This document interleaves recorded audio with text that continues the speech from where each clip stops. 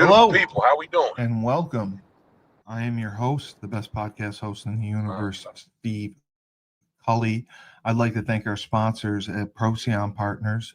Procyon, one of the top 50 fastest growing companies in the nation.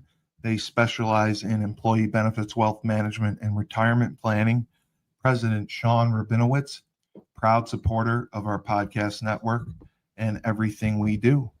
Green Street Trust International, owned and operated by Renell Jump and UConn legendary men's basketball player Jake Voskuhl.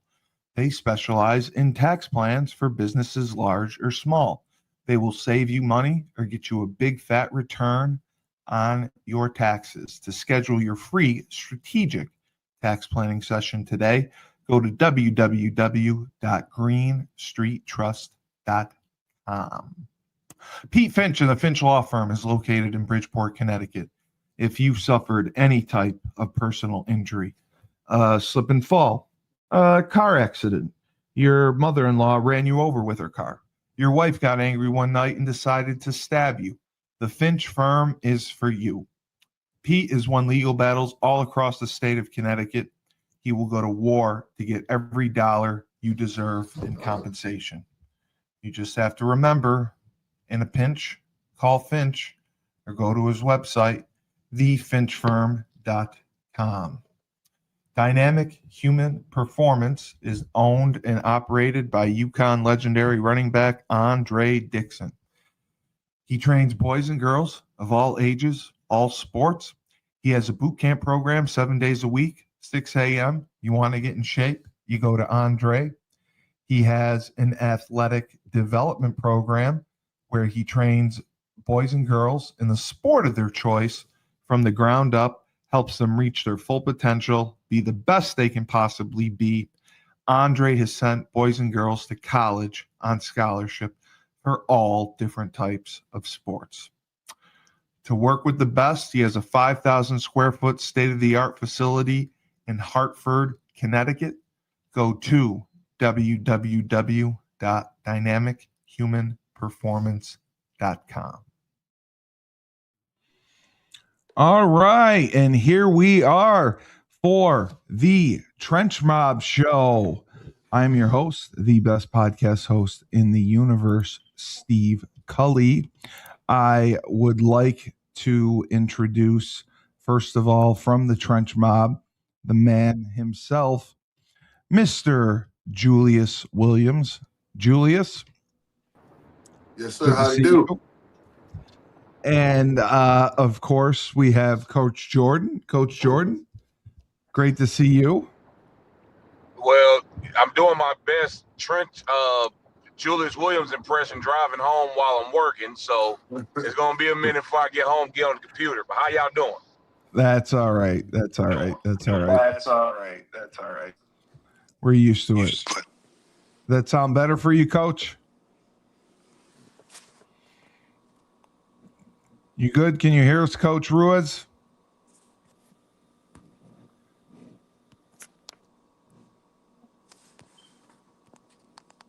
Do you hear me? Coach? I think I'm having a little bit of technical difficulties here. That's okay. It was, okay. That's okay.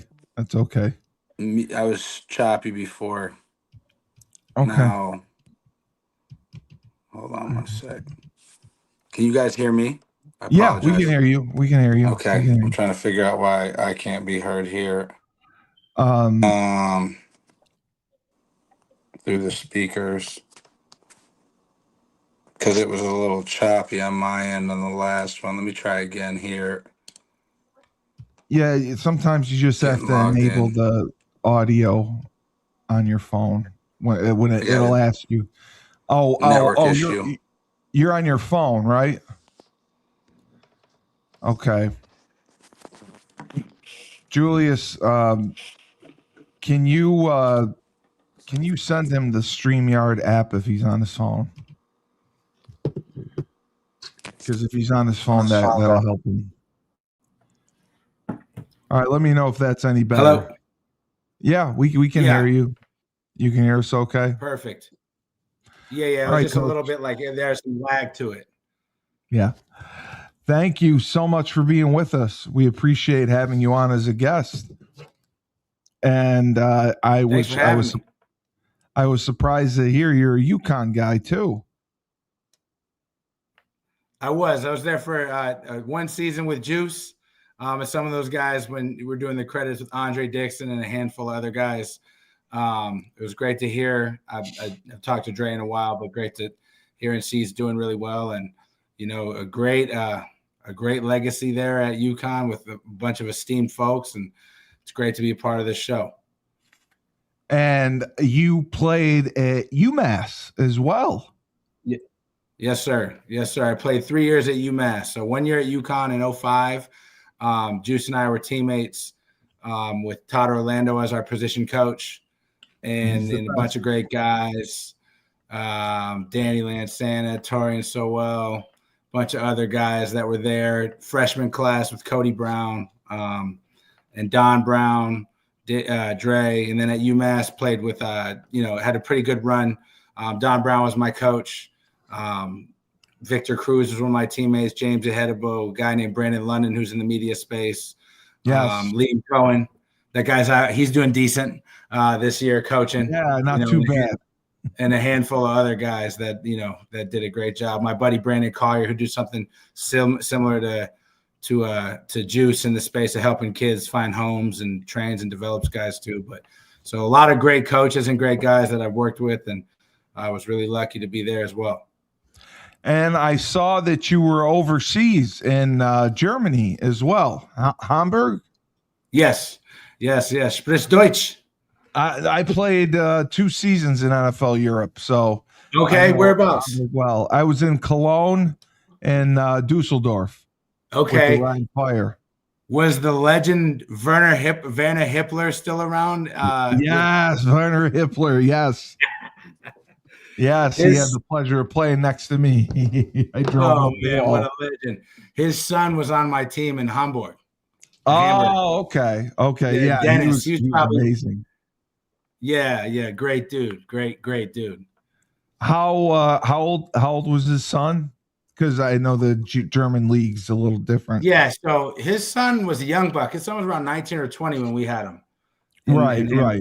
Yeah, because it's a club over there, right?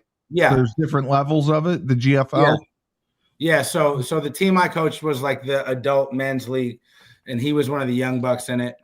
And actually, coach was at UMass at the time when I was there. A guy named Bob Shoup, who coached a handful of spots, said something that really stuck with me. It's like you got guys that are good enough to play in the NFL, in the GFL, and then you got guys that on your team that probably couldn't play on your JV team. So it's a wide spectrum. But it was great because it really helps you learn how to coach and forces you to coach because some of the guys don't speak any English. No. So to be very demonstrative in what you're telling people. Some people's second language was German and their first language was not English. So it was a whole thing. So it was great though. But Hamburg, did you guys go there? Did you ever go visit? Yes, of course. Great yeah, time. I loved Hamburg. It was great.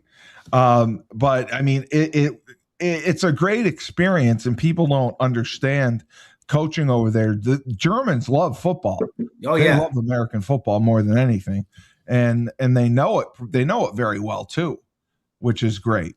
That was the one thing I found. We always had the crowds were full with 30,000+ people every game. We played at Frankfurt, Hamburg, Berlin. It was always packed. Dusseldorf, when we played there, it was always packed. I loved it over there, and it's great. It's great for coaches too, right? I mean, they usually give you an apartment, they give you a car, they give you money. I mean, it's not a bad situation at all. No, it's great. I think anybody who doesn't make it to the league or to the CFL should all go and experience Europe, whether you're a player or a coach. I had a little bit of a different experience because I was an older GA at UMass. And then the guy who had mentioned, Brandon Collier, had went and played over there and was playing with the Austrian team, with Vienna Vikings. And then he hit me up and he was like, dude, I got monsters over here. I'm going to help these guys get scholarships to the States. And it was kind of like, it was pretty, no pun intended, a foreign concept then. But he brought a kid over, and we ended up being a kid that was offered. That was an Austrian kid who we ended up offering at UMass. And then he started showing me all these other guys. And then I was just like, okay, I'm going to go do that. And then I got connected with a guy named Sean Embry, who I ended up falling to California after I was in Germany. But like living in Hamburg, like I'd never experienced that. But like you can get on a flight and go to Venice. And, while I was over there, I did my best recruiting was when I recruited my girlfriend, who then became my wife. Smart. Yeah. So yeah, we had a couple guys like that too. Come back with girls. Yeah. But yeah, I mean, it's really picking up. I mean, UConn had a tight end from Germany. I know Alex. I saw Alex. Alex when he was 15 years old. He's from Brandon, from PPI. Bro, I'm talking to a kid right now. He's trying to join Trench Mob, and he's from Germany, man. About a kid, 6'7" kid, defensive end from Germany. Oh yeah. Now, actually, I gotta link you and call you up. Yeah, I didn't know he went to UMass because I've seen him. I've met him a few times just because like he's always at the mega camps that we're at. You know what I mean? Yeah. So like the mega camps are kind of like the easiest way to get guys the offers. So almost every mega camp I go to, he's always there, man. We always end up dapping up and chopping it up for a little bit. But I love that concept, man. I was over in Spain earlier this year, man, and we did a football camp over in Spain. And it's funny hearing you guys say that, man, because I felt the same way in Spain. Like some of these guys can play major college football, and some of these guys can't throw the ball around in the backyard, man. So, but man, it's unique to see, in different countries how those things work. Does it work out where they'll play club football first and then go play in college? Is that usually the trajectory? Yeah, Spain, it was definitely clubs. You know what I mean? So like we did the camp in Spain. Man, they had teams out there as young as 7 and 8. And then they brought teams in that had grown people. And all of those guys are, playing for opportunities to get to the States. Like those guys. Mm-hmm. And what about in Germany? Did they play club first? Now. Maybe it's because of the snow. Do you remember if they played in club football first and then went to college? Is that for Coach Rouzier or me? Yeah. So guys would a lot of them play youth ball. There's a few kids. What's that? No, you're good. I lost you. No, you're good. You're good. I was just asking if they play. Sorry. Yeah. So they'll play club, like they'll play like their youth ball clubs. And then they'll end up going and get into a spot. Some of them will play like with the adult leagues.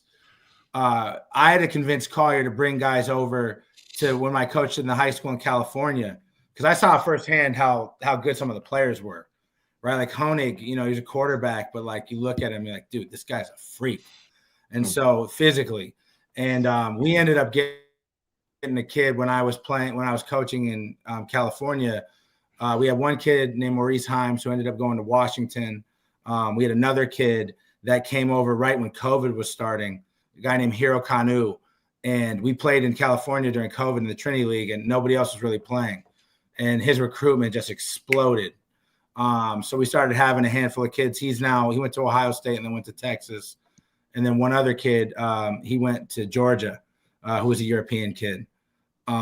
So what started happening was Brandon, once he was really able to prove that guys could go directly from Europe to the States and play ball and compete at a high level, more guys started going to high school for the development piece, And just like, for example, like with what Juice does and the reps that the guys get to go to these tournaments, to get that exposure, to compete at a high level, 10,000 hours, right? So that's what guys I think are doing more now. And I'm really interested to see how the NFL is going to be in 15 years. You got the international player pathway. Yes. You got guys that are now just kind of getting more exposed. I mean, they're having all these games over in Europe. It's way more like, to your point, Germans love football. I mean, I think they love it too because they love rules. And so there's so many rules in football, so they love that shit. And they're not scared of shit either. You know what, man? Hey, you gotta link me and Brandon up, man, because I would love to get into that more. Because being in Spain, man, and then being in Switzerland, I was in Switzerland as well earlier this year, man. And when you meet athletes over there, it's just different, man. I mean, it's just like athletes over here take being in the States for granted, man. Take having all of these resources and, you know, just being able to go down the street and meet a former NFL player or college player. You know, over there, they were like all eyes, all ears. Yeah. Whatever you say, I'll do. I'll run through this wall if this is what you say do right now. You know. Yeah, so, I mean, actually, it's funny you mentioned that. Like the great Matt Lawrence, who is a UConn and UMass guy. Now I'm seeing him. I think he's over in, where is he, in Switzerland again, doing some sports conferences. Dude's a diplomat. Matt is everywhere. Everywhere, man. He came by the school when I was in California and said what up. He's like, yo, I'm doing this tournament in Long Beach, and we came down to school and hollered at me. And you know, I mean, that's what's so cool about it. Like, now football's becoming one of those sports where it's global and it can literally, you know, it's brought me across the world, across the country, to different places. So I'm super grateful for that. Yeah, Matt has the largest flag football league in the state of Connecticut. Matt has also sent girls on scholarship to play flag football in college. He was one of the first to do that. So he's been doing a great job and really building a pipeline for it. And you know, UConn also took a running back last year from Sweden, which was great, which was crazy. I was like, that's a BPI guy too. That's another Brandon guy. Yeah, it is. Okay. So it's like, what the hell? Sweden. Yeah, we said. Oh no, Sweden's got some dudes. Lundberg Coleman. Yeah, a black dude. Yeah, black dude.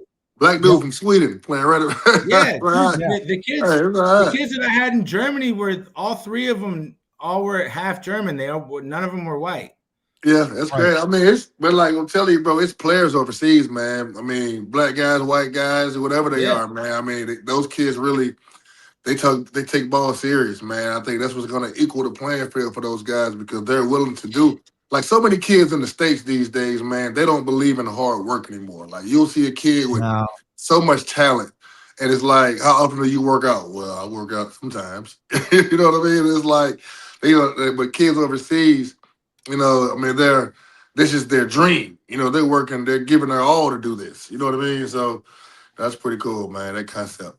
Yeah, we just signed two kids at Merrimack. One's from Sweden, and he's Swedish, but his dad's from Hong Kong, and then Danish. And then we signed another O-line kid who's from Latvia, and he was at St. Thomas More in Connecticut. One was at Berkshire. The kid from Latvia, and the Swedish kid's parents are actors in Sweden, and they do like really cool stuff on their like shows on Netflix and stuff. And the kid from Latvia, his dad was the world's strongest man and was out there like going against Magnus Samuelson. Remember when we were young watching on ESPN? His dad was like the Minister of Defense for Latvia. I mean, I was trying to recruit his pops, get him to come play D tackle for us. I mean, this dude's awesome. You know, and his kid's 6'5" is Duncan. He's a he's a Latvian dude. And it's just like, they just, you know, he don't know nothing from nothing, but he's just grateful to be here. Do they give you breaks for that at Merrimack if you take international kids at all? No, we just treat them like a scholarship guy, like the way we would, you know what I mean? The same way. They're not hitting us more for it. I mean, I'd be lying if I know all the back end, if I'm privy to all the back end financing behind all of it. But no, they've just treated it like more. I mean, the good thing for us is like, you know, hockey's big at Merrimack. So yeah, there's a lot of international kids in hockey for men's and women's. Our women's hockey team too. So we got a bunch of international. So it wasn't as you know, not to overuse the pun, but as foreign of a concept for them to bring in international. How was it transitioning back from being in Hamburg in the GFL to going to high school in California? Man, I mean, that was a whirlwind. Yeah. I came to visit the school because it's not like life is all about relationships, right? It's why we're having this call right now, because of my relationship with how good of a guy Juice was with me 20 years ago now. It makes it just, Right. it's just crazy. But I mean, California, my dad's from Cali. I went out and visited the high school at Santa Margarita Catholic, and I was just shocked by the facilities. I was kind of whatever about it for a while. Embo was selling me on it because he had actually got a scouting job for the Niners. The Embry family's a big NFL family. His dad played in the league. He coached in the league for a little bit. His brother was with the Niners at the time. So my girlfriend and I went to visit it, and we saw it and was like, wow, this is an unbelievable place. And so that was a huge adjustment. I got married to my girlfriend who was on a tourist visa. So we did the whole adjustment of status. And I always joke around and say we wrote the pilot to 90 Day Fiance. That's it. So, you know, she's already been like, you know, people are like, oh, it's hard on your family. But I mean, no one's given up more than my wife to like uproot her whole entire existence to be out where I was at. So that was definitely an adjustment. It's like East Coast, like culturally too, like geographically and culturally, the East Coast, like Massachusetts and like the Northeast, New England is like literally in the middle from California and Germany, but also culturally. You know, Cali's a little different. Yeah. You know, I definitely was slapped with the East Coast brash a lot, the mass hole. Yes, yes, we get So that. that part was definitely an adjustment. Orange County is a lot different than New England. But the weather, man, was great. High school was cool. It was a good experience. The league was like college. All the nonsense that's happening. A tough league. Yeah, it's crazy. All the like community outreach. All the community outreach that we did in order to be competitive, because you can't say the R word, you can't say the recruiting word in high school, but No, you know, you can't. it's that's what it takes. But I mean, I loved it because of that. I thought like it was a valuable experience to learn a landscape in Southern California that's a hotbed in recruiting. It was organic, and then after 2 years, became the head coach and was able to do that for a while, which was a great experience. I learned a lot. And then an opportunity came to come back home to the Northeast and to Mass and work with a guy I worked with at UMass and at Santa Margarita to be able to come here. But California was great. It's great to play against Mater Dei and Bosco, you know, be able to see guys like Bryce Young play, Tatori McMillan, Tedero McMillan, you know, Mason Graham. We had kids on our team that are at Texas now, Georgia. Ohio. Y'all had that kid Elijah Bunker, right? Was on your team, right? Big Elijah. That's at USC. The big Vicona. Yeah, Elijah was on our team. Yeah. Tyler Parker, right? Tyler Parker, D tackle, right? Tyler Parker. Yeah. He was a little like beast, man. Like when we first got there, man, there was like, I was actually, the one thing I was surprised about is I didn't realize, you know, I didn't really understand the geography and it really wasn't that diverse. Right. And I was like, where are the brothers at? Where are the polys? They hooping? They wrestling or something? They're like, nah, this is the squad. I was like, this is the squad. That's kind of crazy. So again, we started getting into the community outreach game and just really growing what, like, you know, making sure that people felt all different walks of life felt comfortable and welcome in a South Orange County school. And I think that's what I'm most proud about was really changing the landscape of the team and working with great people over there. And then this past year, they just won a state championship, which was cool. Was it a private school? Yeah. Private Catholic school. Okay. Yeah. And you couldn't say the R word, but were you a lot like there wasn't like on campus housing or anything, right? No. So like okay. No. There's some other places that were able to like there's some places in different areas that have that, not really in Southern California. But like it like the whole transfer portal, the way everyone's like, this is crazy. Southern California was like that with no timeline, with no portal. You could just do it whenever you wanted to. Yeah, you go whenever you want. We actually ended up having a quarterback that came and came to us in the middle of a season and played at two teams in 1 year. And I didn't even know that was like you could do that. And I called my AD and he was like, yeah, you could do that if you move. And he moved. You know, they had the means to do it. So there's a lot of rules and stuff like that are different. But, you know, it's a wild, wild west out there. It's crazy. Yeah, it sure is. Great competition. But I'm happy for sure to be back in college. For sure. Yes. Yeah. Now, Merrimack, I took a few kids that were recruited there years ago. They were Division II at the time. Yeah. Are they still Division II? No, FCS program now. You are FCS now. Okay. Yeah, we're FCS. What- The constant though is the head coach, a guy named Mike Giannetti, has been there for going on his 22nd year. This will be his 3rd season as the head coach. It couldn't be a better dude. Great guy. Unbelievable human being, and just has literally grown up with the program. And so, it was FCS, and then we were in the NEC, and then other sports. It wasn't the best thing for the other sports to be in that conference. So then football, they moved to the MAAC, the MAAC. And then football is independent now. But it's cool because you're getting to play really good. We probably have the hardest schedule whoever you want. Oh yeah, I mean it's like what UConn's dealing with, which is a good end. Like there's its pluses and its minuses to it. But I like to compete, and that's why I went to California, because I like the idea of playing against modern day. So it's like, how do you find your space in that world? And so it's kind of the same thing in this regard. We're going to play probably the hardest schedule in FCS football next year. And were you just at the coaches clinic this past January? Yeah. Those are always fun. Fun. It's great to get up with guys, and see them. It's all about networking. It's all about connections. It's all about who you know. I mean, you hit your horse, yourself to the right horse, you could end up anywhere. That's the beauty of it. I got to start one of those too, man. I always heard those. Coach O always talk about those. Jordan going to the coaches convention because it's down in Charlotte, right? Oh, it's wild. Yeah, it's a lot of fun. But it's really just guys sitting around talking balls. There's talk sessions, right? And there's people presenting. You can learn a lot, but it's more about meeting people. You meet all these coaches from all over the country. And you go out with them at night. I mean, it used to be during the national championship game. Now the national championship game's a little later.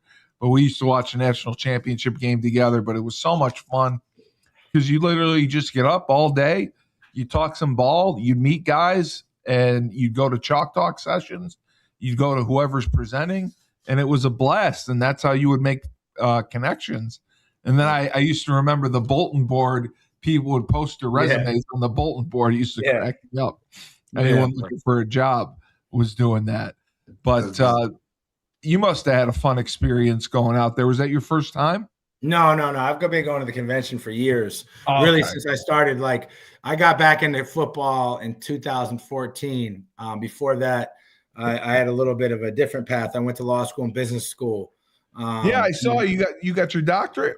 Yeah. And like every smart lawyer and MBA, what do you do with the degree? You go back and you volunteer to high school and be a football coach at a high school for free.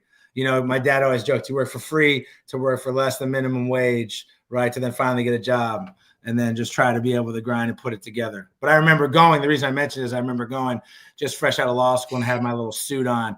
And I was that guy with the briefcase and the tie looking like I was going to trial. And I'm going here talking and trying to shake hands with James Franklin, trying to get a gig. Yeah, right. Way over the top. You know what I mean? Now I'm more of a seasoned vet, but I go out there, see guys that I've seen, connect with. And to your point too, like, I don't really look at it for the perspective of like, you're going to go get the job there maybe, but it's more of like you build a relationship with someone and then you really be able to connect with them. And like, for example, like, me and like Pete Kwiatkowski, who was at Texas and at Washington, was, we one day it was in San Antonio, and we just ended up kicking it for like 5 hours and became really, really close. And you keep in touch all the time. Yeah. Now we're just cool. You know what I mean? It's like anything else. You're going to be cool people you spend time with. That's how things work, man. And Steve, so me and Ruse, man, we obviously played, a lot of people don't know. I played linebacker when I first got to school. So the year Ruse came in, I actually tore my ACL, man. So I was able to really watch him blossom, and go in and play as a true freshman, as a walk-on, and got lots of playing time, man, and made lots of plays. So I would love, Ruse, if you can kind of share that experience right quick, man. And then we have conversations as friends, right? So, when I talk to Rules, I don't see him as Coach Rules. I see him as, my guy Rules from He's your school. boy. Yeah. Yeah. So I would love Rules. I know we're not going to have you all night, man, and we've already been on now for half an hour. I would love if we can just talk about that conversation that me and you had the other night, man, when we were talking about guys. Everybody is focused on being college ready as an athlete, right? Being big enough, being strong enough. But I kind of want to talk to the tone of clearinghouse, making sure you have everything in order and you qualify Your to go to transcript. school, your transcripts, being an early enrollee. Rules, if you could hit how important that Early is, and action. Yeah. how all D1 schools are looking for guys that can enroll early. So I mean, I know without getting too much into it, I don't want to get you in trouble for anything you can't say, Oh, man. you mean But go in January? Oh, I got yeah, you. yeah. So Yeah, if yeah. you can hit some of that stuff right quick, Rules, I love it, man. I know we got a lot of viewers, that watch this show. I think last week we had like 50,000 or 60,000 people watch the show last week, man, until now. So I would love to tell some of those parents and kids and kind of talk about being college ready outside of just your body, Yeah. and stuff like that. Absolutely. Well, the first thing is, right, call it cliche, whatever it is, man, but no books, no looks, right? So not having the GPA, the requisite GPA to be able to go to a college is one going to inhibit you from going to college. But if you have it lower than necessary, it's just going to lower your options, right? And from a college coach's perspective too, like no one really cares about what subject matter you're strong in or what you're weak in. It's just really about like your ability to show the character to handle your business, right? And so the first step of that is like, what is your GPA? And then along the lines of that, right, when you talk about it becoming closer to crunch time, right, is being able to have a plan with your school counselor, right, and the people that work with you, but really your parents to like, yeah, it's great to go out and do all these things and do all this other stuff extracurricularly. But as important is like you have to be able to do the things that are required for you to be able to go to places. For example, like you had mentioned, the NCAA clearinghouse. When I'm recruiting a kid, I'm asking them, one, what's their GPA, right? I'm going to review the film. There's thousands of good football players out there. There are thousands, right? But then coaches are looking for reasons to not recruit you, right? Because they need to cross you off the list. Yep. Yeah, because there's just not enough time in the day. It's our biggest enemy for all of us, right? It's our biggest resource and our biggest enemy. So if your GPA is not good and then you don't have a clearinghouse number, well, the guy who has his clearinghouse number, by going to register the clearinghouse, by putting his transcripts in there, right, making sure he's done everything he needs to do, we'll be able to do that, right, and be able to speed up that process. Another thing that's really important too, right, is, and this is a part that like, where families don't know because they just don't know what they don't know, is if you want to graduate early, you have to take the requisite amount of credits that is required by the clearinghouse per class in your core courses. Right. So you have to get your core courses. Exactly. So make sure that you do all that stuff. And so I encourage every kid to go with their parents, quite frankly, really your freshman year. So you can get a plan in place. Say, hey, like the new normal in college football everywhere now, which is what makes, it's a whole nother conversation about the calendar and recruiting and signing day and all that, because so many guys want to enroll early. So if you're going to enroll early, you need to be able to have all your credits done and be able to get ahead of that, right? So it's doing extra courses, it's getting ahead summer of that. School. Yeah, summer school classes, right? Maybe you need to do things online, which then goes into how important it is that you don't brick some classes when you're a freshman. Oh, I'm a young kid and I was being an idiot. Well, now those classes don't count for credit. No. The NCAA or the school's not going to take them. Like, we're not taking D's here. Right. So if we're not taking a D, then you got to go remediate the class. Again, now you're putting yourself back on the timeline. And so then when that opportunity comes where coach is like, hey, man, like you may have been a late bloomer, right? Like you're not going to a P4 school, but you can come to a school like a Merrimack, but you don't have your classes in order and your ducks in a row. Well, we want a kid that's a mid-year, right? And so then we can but if you're not a mid-year, you're not going to be able to do it. And like the way it's working too is like, there's the portal and also mid-year. So even though you're a high school kid, you might be put into the same pot as the portal window because of that. You know what I mean? And so I think it's just all of those things are really important for anybody, because everybody is doing that. And then the other part, the reality, and I can speak to this as a high school coach, is that you also got to get the schools on board, because some of it's not normal for them, right? Like the school I was at was a super high academic school, and it took a good amount of time for them to understand, like, we don't need a college to tell you that they want the kid his junior year, because now you're going to make the kid take all of these classes his junior year, summertime, when he could have started doing this stuff in his freshman year. So as much as your plan is like what you're talking about, Juice, about getting physically ready, it's having those steps in place so that you're starting to get that process going, so that you can actually execute on that if the opportunity arises, right? Don't pray for the opportunity, pray you're prepared when the opportunity comes, right? And so across the board, academically, those are the things that you want to do, as it relates to just other ways of getting in front of coaches and really being prepared. I think all the stuff that you guys do is fantastic, right? There's still no better way to get recruited from a football perspective than your tape that you play and getting in front of the coaches and doing. You got to go to live. camp. Yep. You don't really have the same padded stuff, or you don't get that same physical eval like back in the day, like when we were playing and stuff. You could do that, but still, man, guys want to see guys move around. And so like you want to get around them, go to the mega camps, but then also too, man, like don't like shy off and shoot off on like, oh, I don't want to go to this place, I want to go to this big one. Like whoever's recruiting you and talking to you, go get in front of them. Yes, it's important. Go there. And then once you get momentum on that, and then you go, or like you go to a place like Merrimack, you end up going to school there. And like, like we are very aware of what the present day landscape of college football is, right? We're very aware that anybody can pick up and leave and go to another school or P4 school and all that. And like our motto here is to train you up to be good enough to have more options, but to treat you so well that you want to stay probably a year longer than you would have if it was just a transactional experience for you as a player, And so wherever there's interest, get in front of those people, like, and make sure that you're doing those things and doing all the little things that matter about the character element, right? Because all of the other stuff, the grades and the academics and doing those things are really just a reflection of the type of character that you have and the people that are surrounding you, what's important to them. Yeah, man. I think that was important, man. Yeah, I wanted you to talk to that, man, because lots of players, especially, and parents, they don't understand how much of a process it is and what goes into being a college football player. Like most of these parents, they just think I just paid my registration for my son to play football or paid his football dues in ninth grade, and that's going to be enough. There's a lot.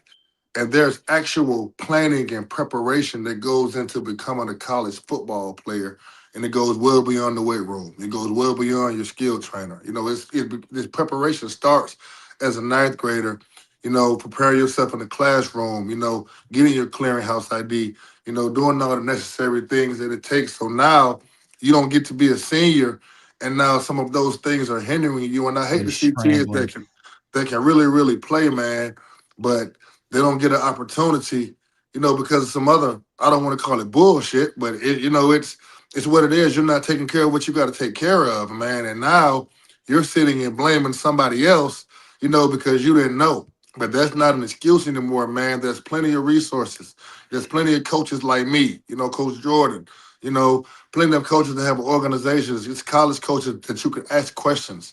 Hey, coach, what all am I going to need, to be able to come to you guys or to be on you guys' radar, and take me serious as somebody that I should bring in and give, a nice six-figure scholarship to. Absolutely.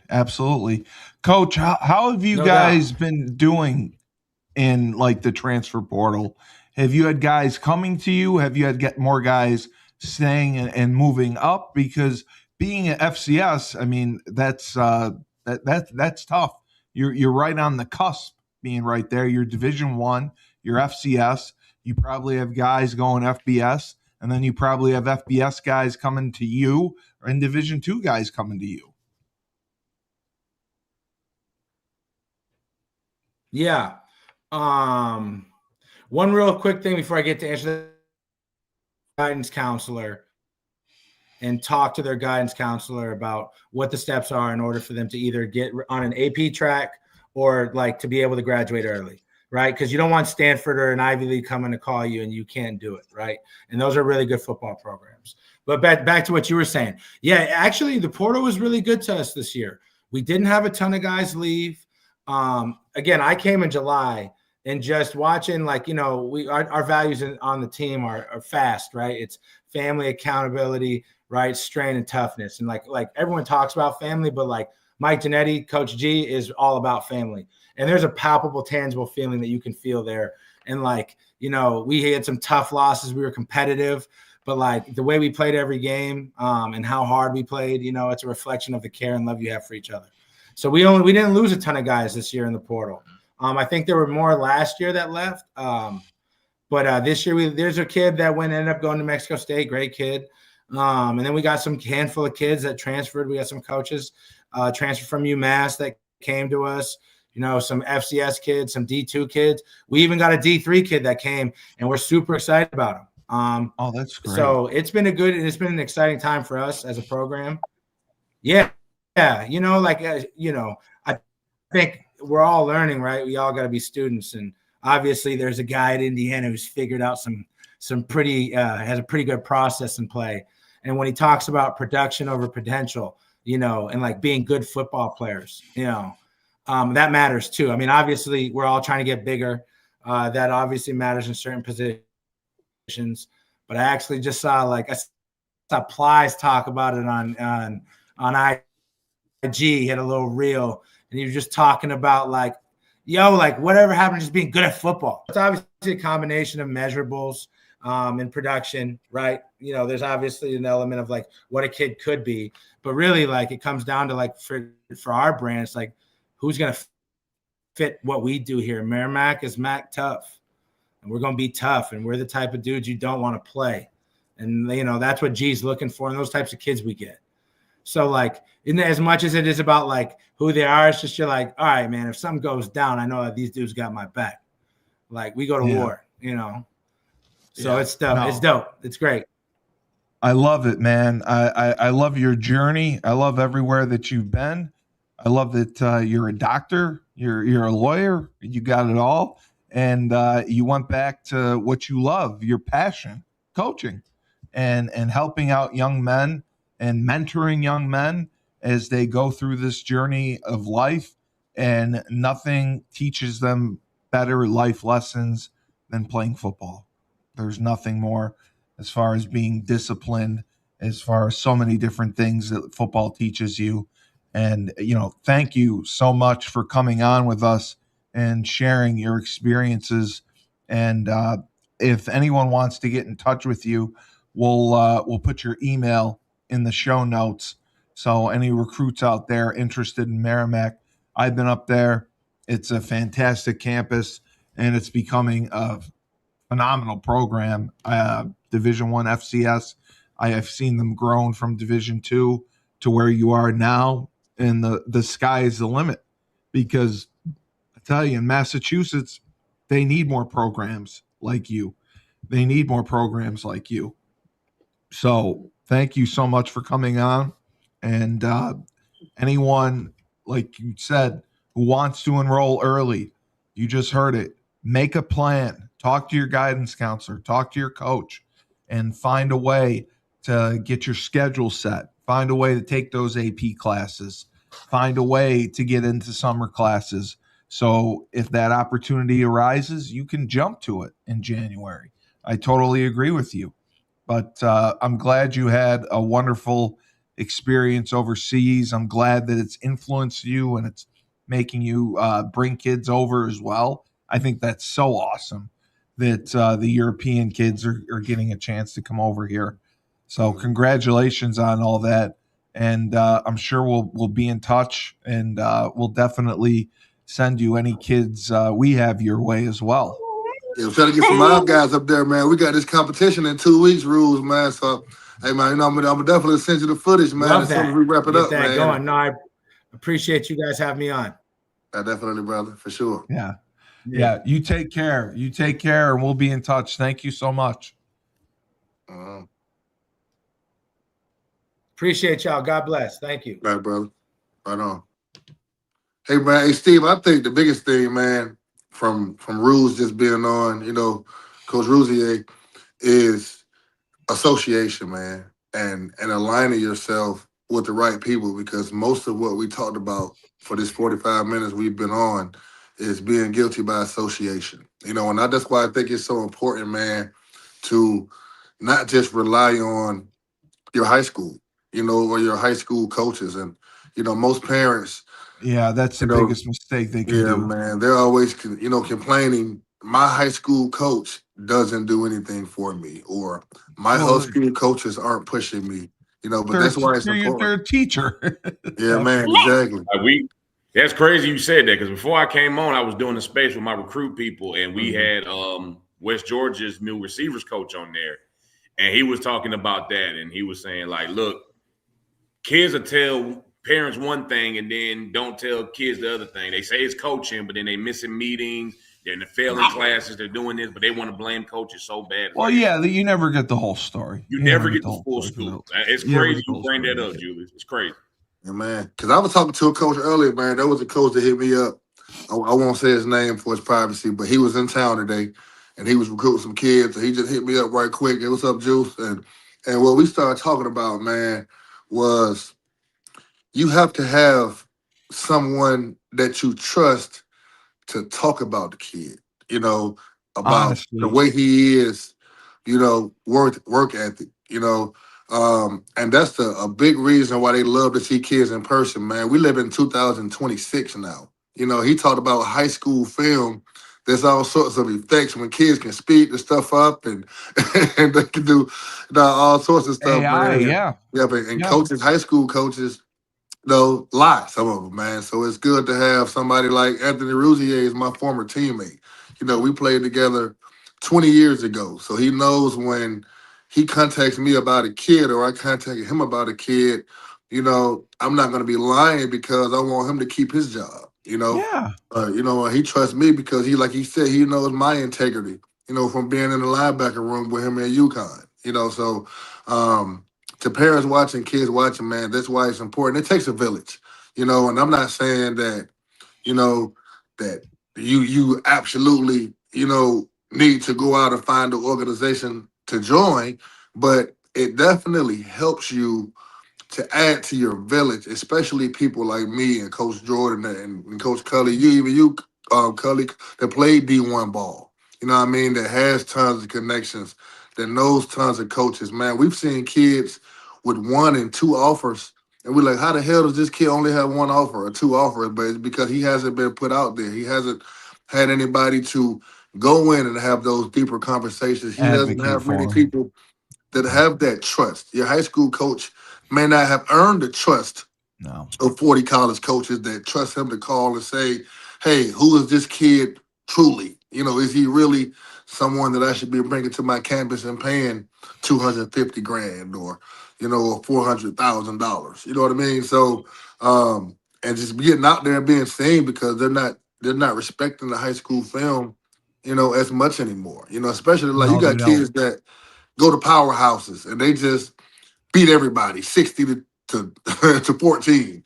So like you can't really assess what that kid really is, or a kid may play in a state that's not a huge state. Like, bro, we just left Minnesota, man. Yeah. And bro, there was some dogs at that tryout. We had about 65, 70 kids at that tryout, man. And it's like there were a good 20, 25 that were bona fide. Like, wow, this kid is in Minnesota. You know what I mean? So that's why it's important, man, to link up with people like us, man, so we can, like, look at Nehemiah. We when got him, man, and brought him, he can compete against kids from Georgia and Florida and Cali, and look at him now. He's blowing up, man. I'm having some big time conversations about Nehemiah. Like, Nehemiah is about to get SEC offers soon, because of him just taking the chance and getting on the road. Yeah, that's what it takes. Getting on the road and being seen, and like you said, competing against everyone. The more you can compete against, the better the chances you have. I am just going to play a quick video from the rest of our sponsors, and then we will get to our videos. Down south, we have the Trench Mob, run by Julius Williams in Decatur, Georgia. He trains offensive and defensive linemen. They compete in 5v5 tournaments and college showcase camps across the country. Julius has sent kids to schools like Florida, Florida State, Miami, Tennessee, Clemson, Georgia, Alabama, just to name a few. We have the Trench Mob podcast every Wednesday night at 8:30 p.m. If you want your kid to go to college and play Division I football and be trained by the best, you go to the Trench Mob. To contact them, go to www.battleofthetrenches.com. Ned Von Young owns Fresh Fold Laundry Company down in Chapel Hill, North Carolina. It's a high-end laundry service. They wash, dry, and fold your clothes for you. They have a pickup and drop-off delivery service, so you can have your laundry done in the comfort of your own home without ever leaving. You put your laundry in a clear plastic bag, put it out, they pick it up, everything is done, wash, dried, and fold, and it is dropped off to you within 48 hours. They offer an expedited service as well. They have an online subscription model. You can also book online to schedule your pickups. They have deals for college students. So if you're in college, wash your nasty ass, and you can go to their website. It's myfreshfold-laundry.com.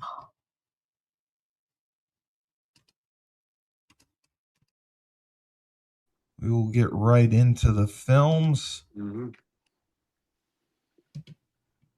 So, Steve, our website actually changed now. I got to get you the new website, man. I know we started this a while ago, but now it's Trench Mob Football. Oh, beautiful. So we did like a little, we still own them, battleofthetrenches.com. We're going to bring that back too, but right now everybody's going to trenchmobfootball.com. So we'll get that updated for you. All right, I'll change that. No problem. All right, we have Alic. 6'6", 250. Wow. So this is one of our newest additions, Julius. I didn't tell you that he's gonna run with us. He's from Duluth High. His teammate is actually with a friend of ours who picked up offers. He just picked up a UNLV offer. Good kid, good technical guy. Can really do it all. Can do big things. Like it says on film, 6'6", 250. I think if he gets up to like 270, 275. I know. I get it. But I think if he gets up to about 270, 275, I think he's going to be a Power 5 type of guy. He's got UNLV now, but I'm expecting him to get a lot more. Hey, man, you over there hurting that dog, man. You got a 6'7", 300-pound man holding that dog like that. I didn't hurt this dog. He hurt himself, as you can see. Jesus. But no, this is a good kid, man. He's just a little skinny. He's just a little light in the ass. That's all. You can see it on the film. Yeah, but that's what they like. That they like lean guys, right? And they can build them up. But boy, he is physical. You know what, Coach Jordan? I'm not sure if he's watching, man, but I hope he is. We watched him get so much better, man. Oh my God! Throughout the year, because when he first started coming, man, you could just see that he was a little timid. And kind of lost. But man, like him working with us, man, throughout the year, it was a joy to see how much better he got, man. And I hope he continues to come. I know we're not at Duluth anymore, but man, young man, you need to keep coming out here with us, man, and continuing to get better. No, I agree. So is that a real dog yelling? Yeah. It's a real dog. Oh, okay. I thought it was Julius making noises. Excited about the kid. Hey, I'm a real dog too now. Come on. Yeah, but he ain't that type of dog to be sitting on niggas' laps. So we ain't doing that. But no. Alec is definitely one of those kids who can come in, do the right thing. I think he's a tackle right now. To Julius' point, man. First day we met him in off-season, our first session of off-season, in-season training, he barely would come out a couple times. And then the day he did come out, he looked better than what he was. And he can only rise from there. So I'm proud of him. I just worked with him earlier. Him and a couple of his teammates. One of them who's got an Arkansas offer today, big kid. So the sky's the limit for this young man. I can't wait to see what he does. Yeah, you can't teach 6'6". You know, this kid could be 280 by next year, and Right. he's going to be a force. He's really good. Old soccer player too. Let me throw that out there. He played soccer. That's why he's a little. Okay. Don't tell anyone that. Yeah, well, do sports. But yeah, no, he looks incredible. Very, very incredible. Yeah, he's a good kid. I love him. I liked him very much. Is he coming on the road with you guys? He is. I talked to him today. He said he's looking forward to it. He was one of those kids, get a job, try to get some money in his pocket, but now he's like, yo, I'm free. I'm here. Whatever you want me to do, I'm there. I'm like, cool. That's exactly what you need right there. That's and exactly what you need. He's rising, and he's only a junior. So he's got another year, which is good. Jesus, what kind of dog is that? He doesn't sound happy. Nah, he just hurt. He got hurt over the week, and you can see it by the bandages. She's kind of upset about it. Oh, I got you. She just wants some attention. That's all. She ain't never been on the big screen before at this young age. I got you. Just tried it. I get it. You're gonna be a lineman. Man, I'm excited to see that kid. He start coming back out, man. I would love to see him keep coming out, man. Getting in that rotation, man. He can do some good things. He got a nice frame, man. I know he's just 250, but he definitely got a frame that you can put weight on him, man. Of course, keep him in the weight room, get stronger. I can see him playing for a nice program. Yeah, for sure. I can see a Georgia Tech. I can see a Boise State. UNLV up there with Dan Mullen. Dan loves his big lineman. I played for him at Mississippi State, so I know what he can. I know what he wants. So you know what I mean. So and they got another kid at Duluth, Julius. I don't know if you noticed. They got a 9th grade kid that's my height, my size, that just got there.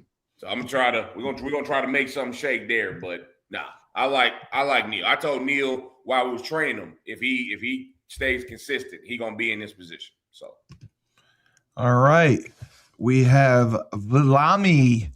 I'm not even gonna try to pronounce it. I'll talk to him later. Puaauli. I don't want to disrespect him. I know he's watching. So, this is another kid. He's a D lineman actually, but he plays both sides of the ball. And this is his old Washington. Wow. Yeah, all the way from Washington. Wow. How big is he? 6'2", 260. 6'2", 260. Boy, okay. Not that tall. He plays tackle at the school he's at. Yeah, I see. If he's going to get recruited to be an offensive lineman, he's definitely playing guard. He'll play inside. Wow, that's a great job, Poland.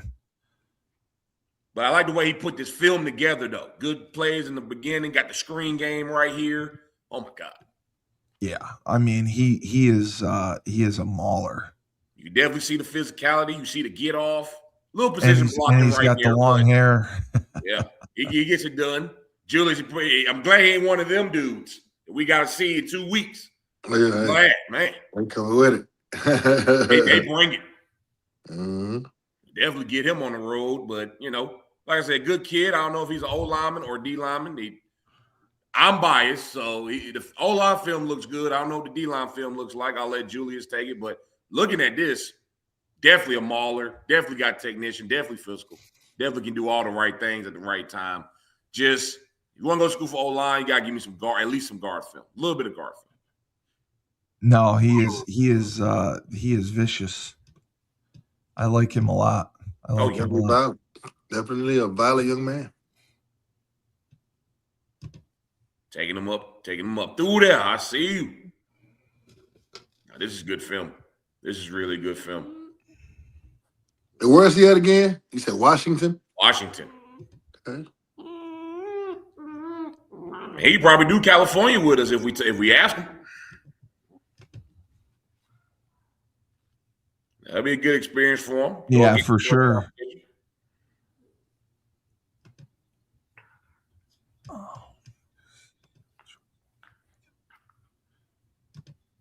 he moves some people. Yeah.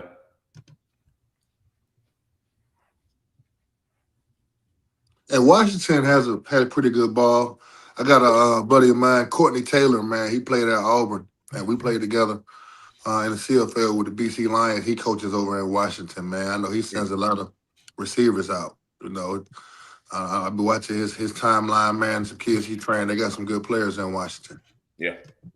This kid adds to that mix. Very underrated. No offers right now, but once he gets with the right people or get his stuff together, I think he'll be all right. Played with a couple of Washington cats. Played with a cat named G.C. Sherrod, Hall of Fame inside linebacker, man, in the CFL from Washington. Greg Peach, defensive end, that was a dog. They were the few cats from Washington. Yeah. I'm curious to see who he is, how he is a D-line. I'm curious. Yeah, he is legit. He is legit. I like the way he comes off the ball. I like the way he just drives people. I like the way he pulls. I mean, he can do it all. Yeah, kid's the real deal. I like it.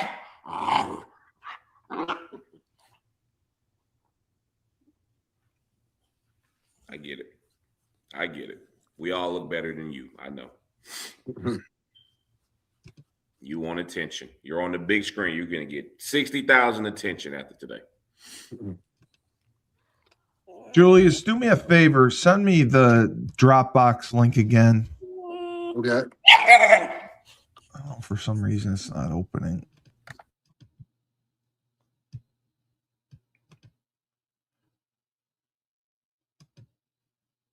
I had everything else except that. It was open and then it closed on me.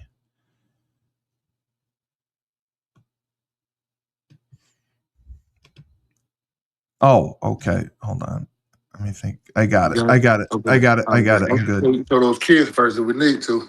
I got it now. I'm good. Okay. All right. We'll show that. Since I have it up. Wow. Is he someone who is gonna be able to come on the road? The kid from Washington? Yeah, I'll talk to him later. Like I said, I talked to him on some recruit NEGA stuff. He had sent me some film maybe a couple weeks ago. I saw it. It looked good. I'm gonna talk to him today. I'm gonna talk to him after we get off and see if he'll roll with us to California and every other place. I don't think he'll have a problem with it.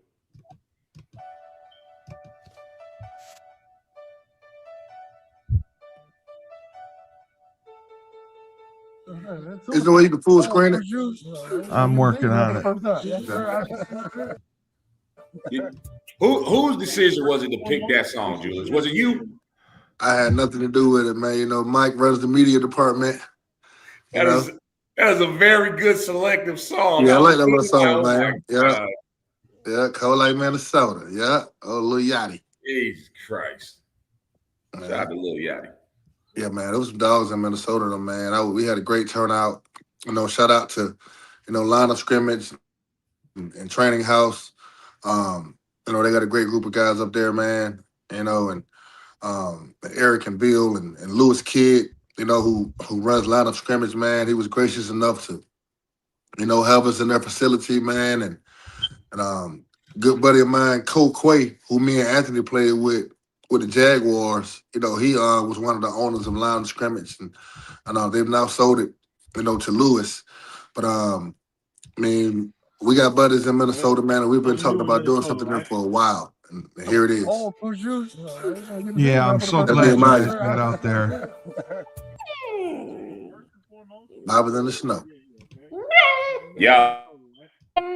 Y'all funny for that. That's funny. Hey, Coach Joe, you might want to mute, man, to be here. About 15 guys to go and compete in the tournament. Now, these guys are still looking for a couple players too. Okay, so we've opened up our doors to them to come in here and evaluate and scout you guys as well. Okay, they're helping us. So this is a collaboration team. Thanks for the opportunity to be here. We wouldn't be here without Lewis. All right, so first of all, guys, thanks for coming. All right, my name is Julius Williams. I come from a small place called Decatur, Georgia. All right, I'll tell you a little bit about Decatur, Georgia, and particularly about the place I come from in Decatur, Georgia, a place called Glenwood Road. All right. There was not many football players they came from my area. They came from my school. When I was in high school, I didn't see many guys get Division I scholarships. Does that make sense?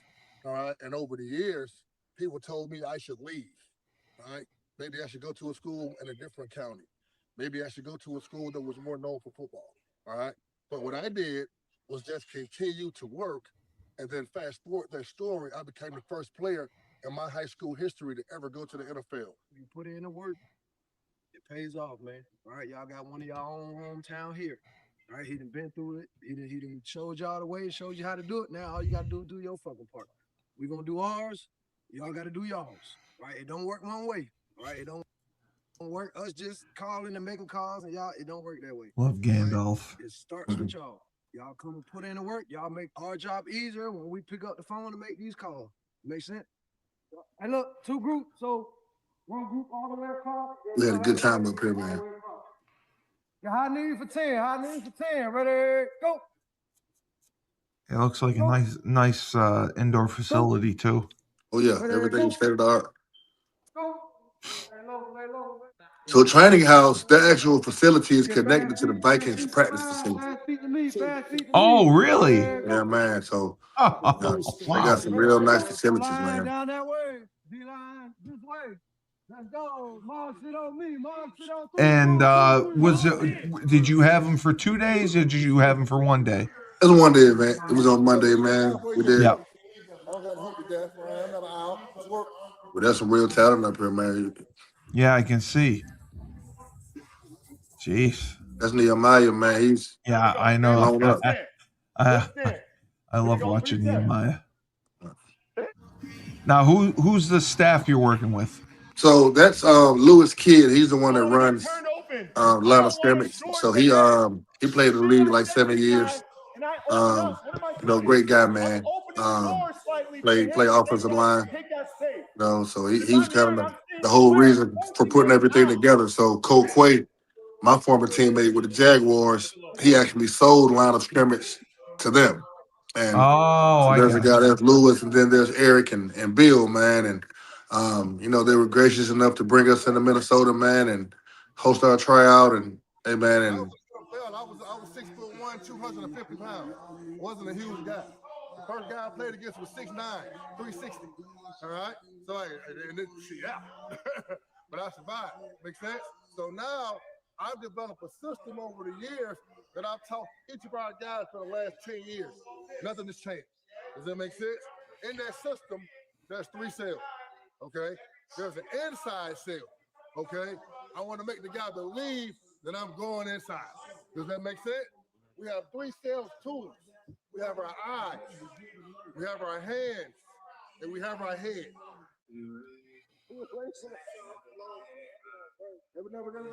About to crack some one-on-ones up in a little bit, man. He did it kind of like a episode, man. It's pretty cool to kind of show how we work. I like the way that he shot it. He did a great job. Yeah, he did his thing with it, man. Mike's one of the best out here, man, for sure. No, I when I talked to Shay today, they hired someone to put together his film, and I said that he should talk with you about Mike to put together any of the 7-on-7 stuff they're doing. Because I mean, he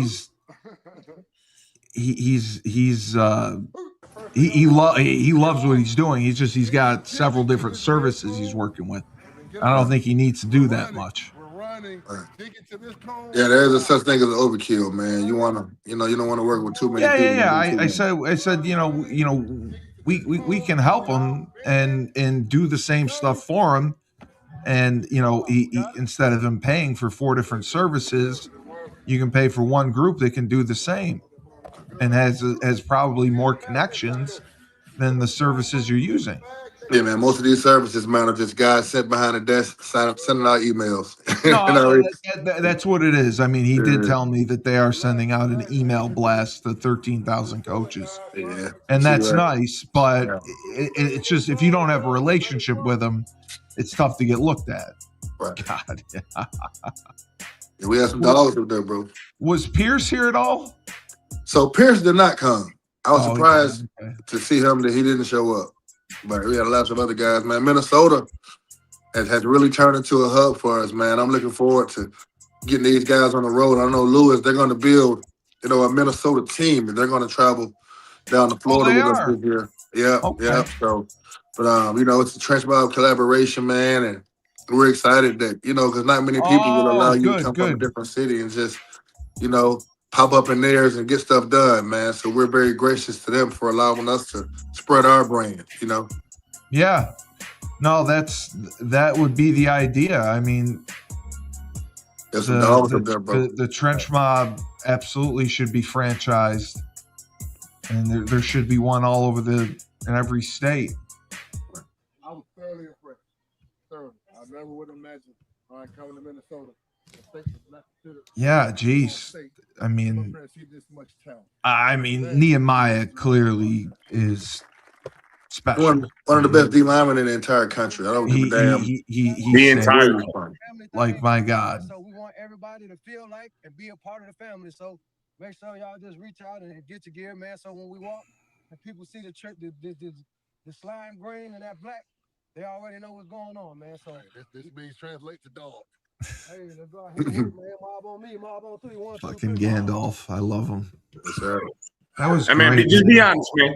Julius, you got saved because I wasn't there. You already know it's going to be some yelling and cussing. Because you know it's going to get rowdy. And it was definitely a little bit more PG-13 without Coach Jordan there. It's all right.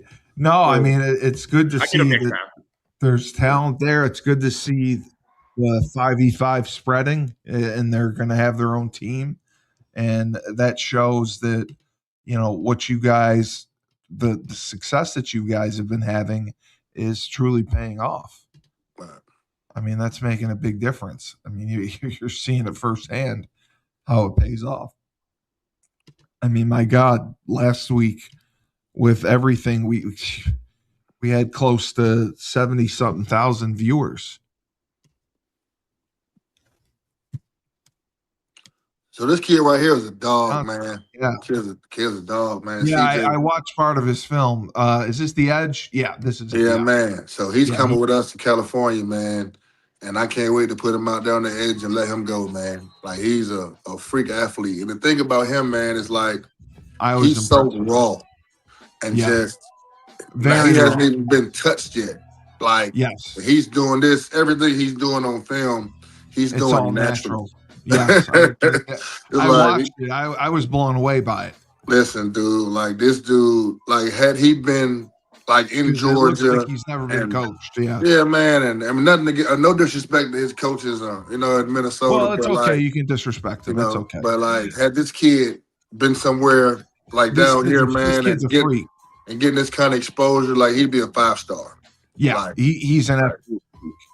Like, he's an absolute freak. He just hasn't had work like that. You can tell. Even with him getting his stance, like, you can just tell he just hasn't been groomed yet. Yeah, like, absolutely. I can see this kid a couple years in the college program, getting the weight room, like Myles Garrett, like.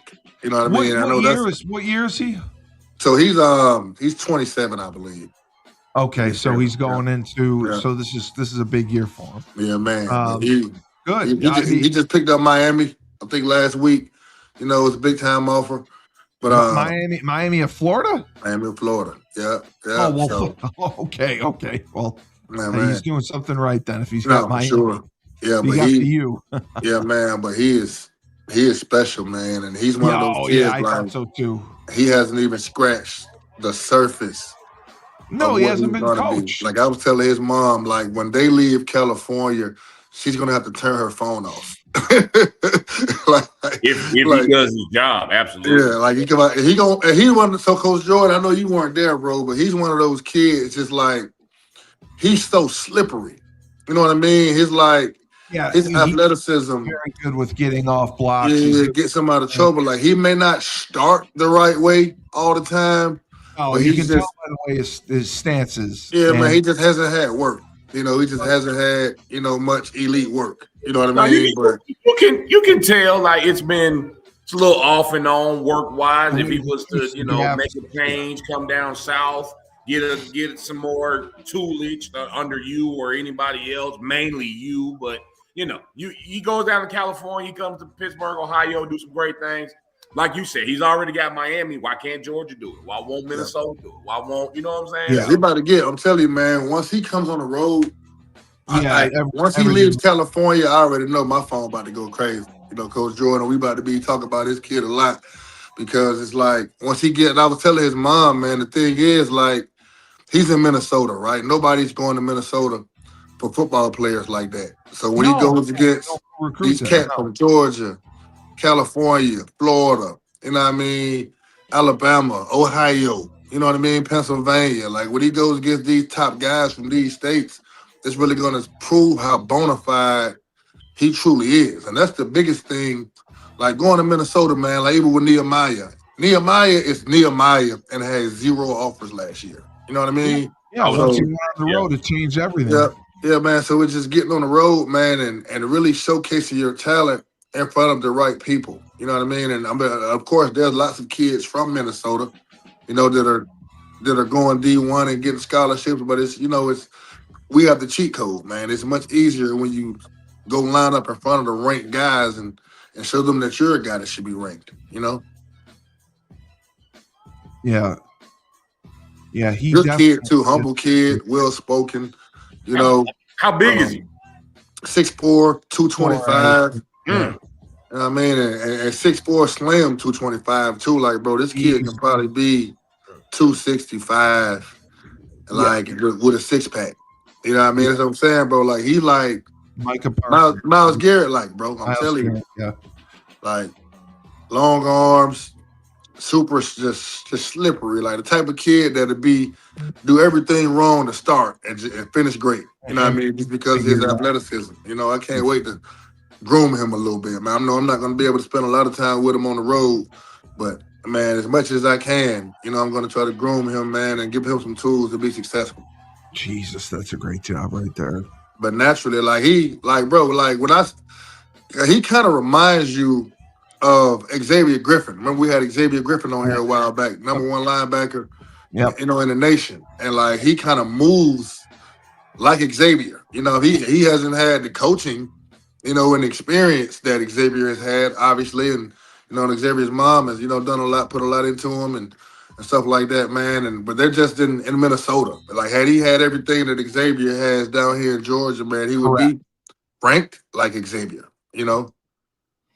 No, it definitely seems that way. No, he's definitely slippery. He definitely get off the ball. He's got a motor on him, you know. But really good with his hands. Great with his hands. You know, he just needs to get on the road and show it in front of everybody else. We said the same thing about Nehemiah last year, literally. And then he came on the road. He did exactly what he was supposed to do. And look at him now. So I'm not – if you stamp him and Nehemiah say he good, I'm loving it. Yeah, man, we got some dogs at edge, man. Like, you know, I like just how excited I am about Percy. Percy got Kentucky today. I told my guy, Edward Stewart, man. You know, and my buddy's the D-line coach at Kentucky. He loves him, man. You know what I mean? And it's just, man, we're just sky's the limit, man, with these young guys. Not to toot the horn. And I know we finna watch another kid. Shout out to that kid. Your film's probably good. But I don't think there's no other group that got edges that train them like how we do it. Like you said, Percy. You forgot about Xavier. You forgot about Nehemiah can play some. Yeah. X is about to go crazy this year, bro. X, crazy. And all of our guys are. Yeah, I mean, even Keel. I'm excited to see Keel. And he's a guy that nobody knows about yet, man. But Keel about to go out here and go crazy this year, bro. Even young cats like Logan. Like, I can't wait to see Logan. God. You know, get comfortable and get on the road, man. But it's like sky's the limit, bro. Like you said, Jordan, like it's not many people out here that are grooming their guys, that are training them. You know what I mean? Keyword, grooming. Yeah, man. So, you know, and that's why we're successful. That's why we're who we are. And this kid right here, he's a dog too, man. Carson Pruitt, man. He can play. He can really, really play. He's an animal, you know. Another kid that we got from Minnesota. I know I was looking forward to bringing him on the road as well with us, man. Talking to his mom. But he's another kid that can really, really play, man. You know, he set himself apart right away. As soon as he got out there and started moving around, we knew he was different. So if they're starting their own group, they'll still go on the road with you guys. Yeah. So they'll still be trench mob. I mean, there'll be line of scrimmage, Got you. but they'll be trench mob. You know, for their first Right. year, Right.